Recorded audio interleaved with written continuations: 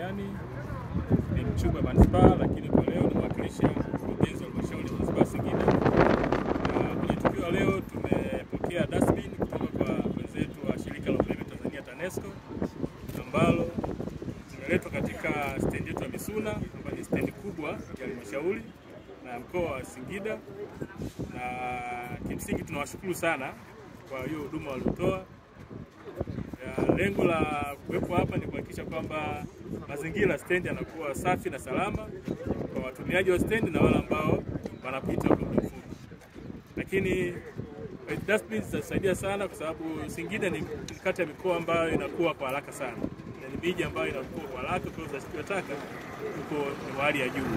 Kwa hivyo dustbin hizi zitatusaidia kuhakikisha taka hazisambai ovyo, lakini vile vile tunatoa wito kwa jamii ya manispaa Singida kuhakikisha tunatunza mazingira ipasavyo, kuhakikisha takataka zinawekwa kwenye maeneo yanayotakiwa, lakini vile vile kuhakikisha tunalipa zile gharama ndogo ambazo halmashauri imeziweka kuhakikisha uzaji wa taka unakuwa vizuri.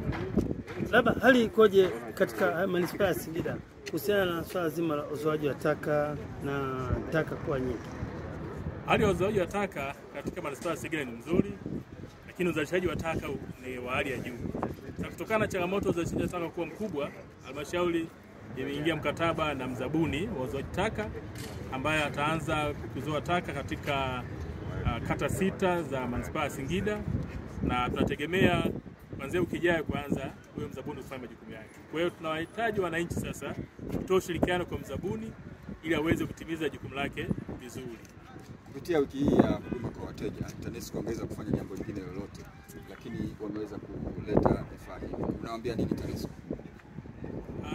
Kwanza ni washukuru shirika la umeme Tanzania TANESCO mkoa wa Singida kwa kutoa vifaa hivi vya kutunzia taka katika stendi yetu na maeneo mengine ambayo watatoa huduma hii, hasa katika wiki hii ya huduma kwa wateja.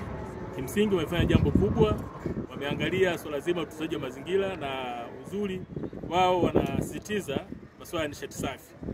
Kwa hiyo nishati safi inaendana na utunzaji wa mazingira.